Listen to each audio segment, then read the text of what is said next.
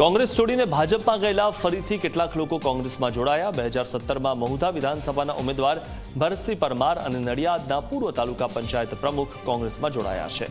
ભરતસિંહ પરમાર સાથે 50 કાર્યકરો કોંગ્રેસમાં જોડાયા। ગુજરાત પ્રદેશ કોંગ્રેસ સમિતિના પ્રમુખ અમિત ચાવડા તથા વરિષ્ઠ આગેવાનોની વધુ કેટલાક લોકો કોંગ્રેસમાં જોડાયા છે।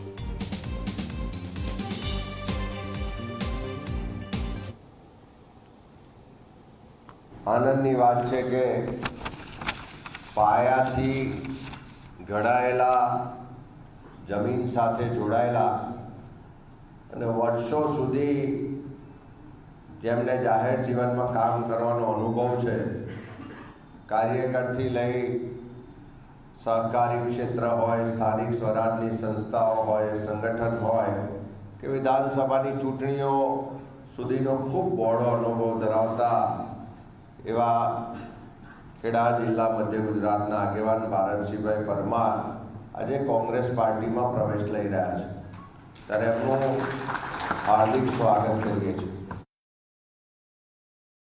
ત્યારે આજના દિવસે મને એમ લાગ્યું કે ક્યાંક ભૂલ થવાને કારણે ક્યાંક રસ્તો ભટકી જઈને ક્યાંક થોડો સમય ભાજપમાં જવાનું થયું, પણ મને ત્યાં લાગ્યું કે લોકશાહીને સાચા રૂપમાં જો આપણે જોવી હોય તો કોંગ્રેસ જ આ દેશને સારું શાસન અને વહીવટ આપી શકે।